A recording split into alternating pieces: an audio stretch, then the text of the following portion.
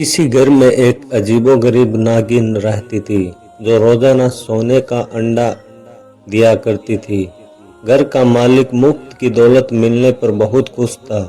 उसने घर वालों को ताकीद कर रखी थी कि वह यह बात किसी को न बताए। कई माह तक यह सिलसिला यूं ही चलता रहा। एक दिन नागिन ने उनकी बकरी को डस लिया और देखते ही देखते बकरी मर गई।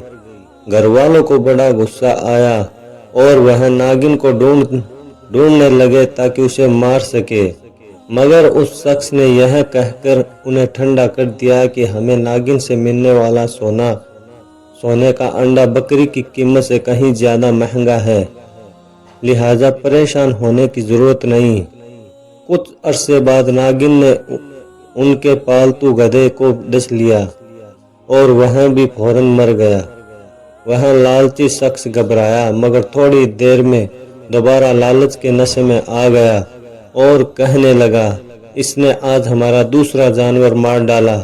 खैर कोई बात नहीं है, इसने किसी इंसान को तो नुकसान नहीं पहुंचाया। घर वाले चुप हो रहे हैं।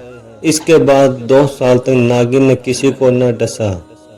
घर वाले अपने जानवर को भूल गए। अचानक एक दिन फिर नागिन ने उनके गुलाम को डस लिया। उस बेचारे ने मदद के लिए अपने मालिक को पुकारा, मगर उससे पहले कि मालिक उस तक पहुंचता, जहर की वजह से गुलाम मर गया। अब वह लालची शख्स परेशान होकर कहने लगा, इस नागिन का जहर तो बहुत खतरनाक है। जिसने जिसको डसा वह फौरन मर गया। कहीं यह मेरे घर वालों में से किसी को न डस ले। वह कई दिन इसी परेशानी में रहा, मगर सोने के अंडे की चमक दमक ने एक बार फिर उसकी आंखों पर पट्टी बांध दी और यह सोचकर खामोश हो गया कि अगरचे नागिन की वजह से हमें नुकसान हो रहा है, मगर सोने के अंडे भी तो मिल रहे हैं। कुछ ही दिनों बाद नागिन ने उसके बेटे को डस लिया।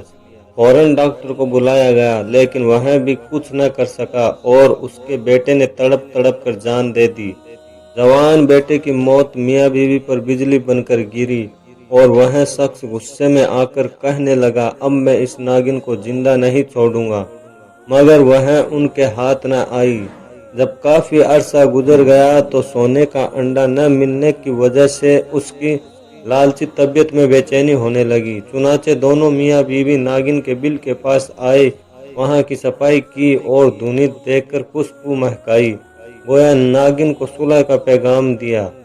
हैरत अंगेज तौर पर वह वापस आ गई और उन्हें फिर से सोने का अंडा मिलने लगा।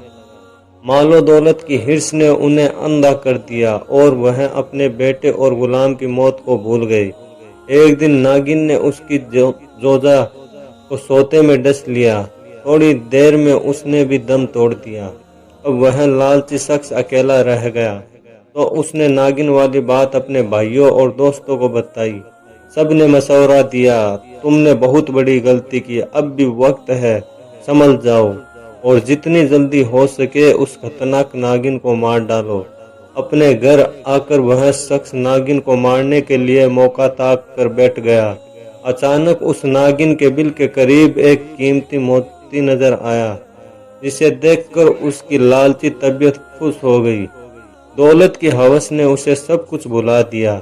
वह अपने आप से कहने लगा, वक्त तबीयतों को बदल देता है।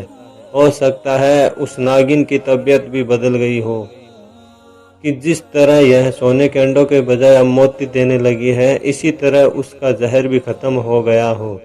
चुनाचे अब मुझे उससे कोई खतरा नहीं। यह सोचकर उसने नागिन को मारने का इरादा खत्म कर दिया। रोजाना एक कीमती मोती मिलने पर वह लालची शख्स बहुत खुश रहने लगा और नागिन की पुरानी धोखाबाजी को भूल गया। एक दिन उसने सारा सोना और मोती बर्तन में डाले और उस पर सर रख कर सो गया। उसी रात नागिन ने उसे भी डस लिया।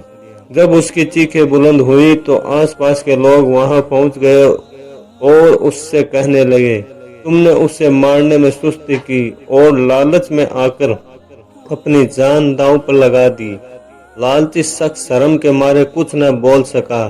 उसने सोने से भरा हुआ बर्तन अपने रिश्तेदारों और सोने को देते हुए निहायत हसरत के साथ कहा, आज के दिन मेरे नजदीक इस माल की कोई कीमत नहीं। क्योंकि अब यह दूसरों का हो जाएगा और मैं खाली हाथ इस दुनिया से चला जाऊंगा। और फिर कुछ ही देर में वह मर गया। आपने देखा कि मालो दौलत की हिर्स ने हंसते बसते घर को उजाड़ कर रख दिया।